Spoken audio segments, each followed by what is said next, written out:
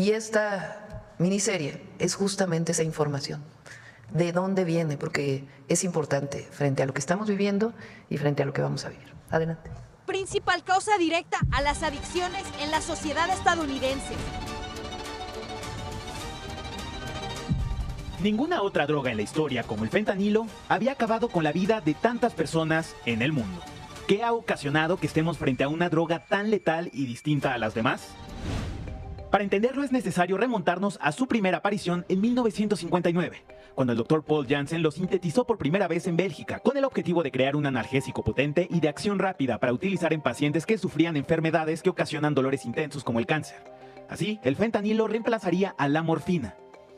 En 1960, Janssen creó su propia empresa, Janssen Pharmaceutica, con sede en Berce, Bélgica, la cual aprobó el uso del fentanilo y en 1961 vendió su fórmula a la farmacéutica estadounidense Johnson & Johnson, quienes desde un principio advirtieron su peligrosidad debido a su intensidad. Sin embargo, le permitieron a Janssen seguir trabajando para ellos en el desarrollo de nuevas variantes del fentanilo conocidas como análogos.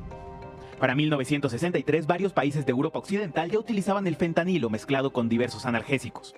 En Estados Unidos hubo resistencias para su uso. La Organización de las Naciones Unidas sometió sus precursores en 1964 a la fiscalización internacional, incluyéndolo como una sustancia en la lista 1 de la Convención Única de 1961 sobre estupefacientes.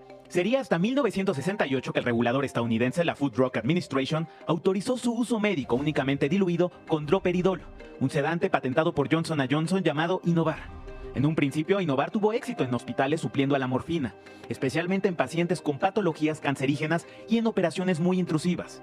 Años después se detectó que estaba generando efectos adversos debido a su composición química, entre ellos depresión respiratoria intensa, así poniendo en riesgo la vida de las personas. En 1990, Estados Unidos vivió un cambio radical en la manera de recetar analgésicos, la cual partió de tratar a los pacientes de manera distinta, incluyendo el dolor entre las constantes vitales de los pacientes e incrementando el uso de opioides para atenderlo, dejando de lado la oposición de los médicos a prescribirlos por su alta adicción.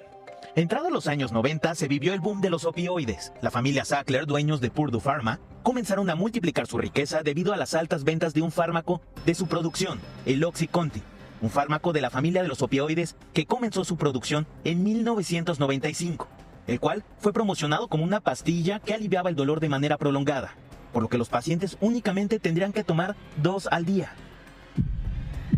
De acuerdo con la Biblioteca Nacional de Medicina del Instituto Nacional de Salud de los Estados Unidos, NLM por sus siglas en inglés, en 2001, la farmacéutica gastó $200 millones en una serie de estrategias para comercializar y promover OxyContin. La campaña publicitaria fue tan efectiva que la fortuna de los Sackler incrementó hasta los $13,000 millones. Don't be afraid to take what they give you. Often, it will be an opioid medication. E impulsó la prescripción de este tipo de medicamentos con la impartición de congresos y conferencias. De acuerdo con la misma organización, entre 1996 y 2001, Purdue realizó al menos 40 conferencias nacionales sobre el tratamiento del dolor, con una asistencia de más de 5,000 médicos, y para el año 2000 aumentó su fuerza de venta de 318 representantes de venta a 671, y su lista de médicos a 94,000, lo que derivó en el aumento del número de adicciones entre los estadounidenses. En 2019, más de 500 ciudades y condados de los Estados Unidos presentaron una denuncia contra esta familia, acusándolos de sobornar a miles de médicos desde la década de 1990 para que recetaran su analgésico a pacientes que no lo necesitaban, señalándolos por crear la peor crisis de droga de la historia. Si bien los agentes comerciales de la farmacéutica aseguraron a los doctores que únicamente el 1% de los consumidores de OxyContin desarrollaban una adicción, Less than 1% of patients taking opioids actually become addicted. un estudio de la propia empresa reveló en 1999 que en realidad el índice era del 13%.